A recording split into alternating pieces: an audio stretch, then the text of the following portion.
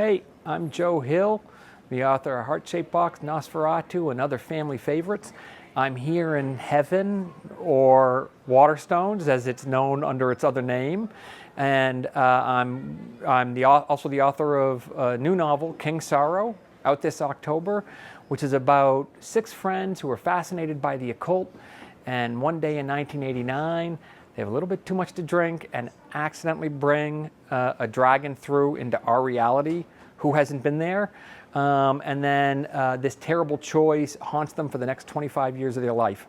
So I want to share with you 3 books that were influential on the writing of King Sorrow, and 3 books that have meant a lot to me. We find the first one here. Conveniently, there's a copy right in front of me, The Secret History by Donna Tartt. The Secret History is a major piece of work, a major novel for, I think, folks of my generation. It is where a lot of this dark academia stuff got started. And the first part of King Sorrow is very much a work of dark academia, like The Secret Histories. It's about several friends who we fall in love with and care about, but who go on to make some pretty questionable moral choices. And I think it's always interesting to, one of the great things you can do in fiction is explore naughty moral conundrums and difficult moral tough spots. And there's certainly a lot of that in King Sorrow. And this right here is the textbook. So sometimes joke that King Sorrow is like a bonus season of the 1990s sitcom Friends, reimagined as horror instead of comedy, because you do have these 6 friends who go through a series of really outrageous predicaments. Only in this case, it's terrifying instead of funny.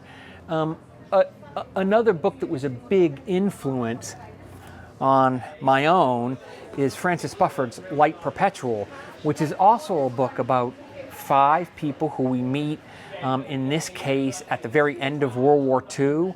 And then it follows them through time. It sort of narratively skips like a stone across flat water. And we drop in with the friends every 15 years to see what they're up to.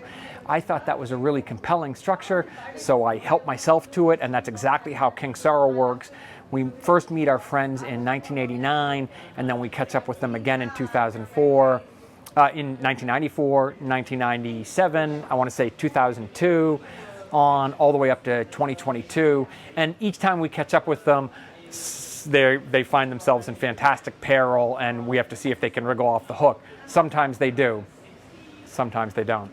So for my last pick, I'm going with The Hobbit by J.R.R. Tolkien. Of course, that's where the whole thing got started.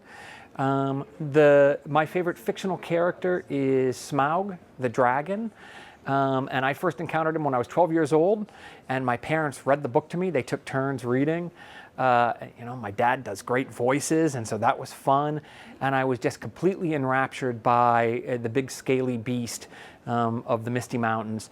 And, I think he's always been there in the back of my mind. And after I read The Hobbit, it was inevitable that someday I was going to want to write about my own dragon. So hats off to Tolkien, who is, the father of so many stories of fantasy and wonder, and certainly been a huge influence on my work.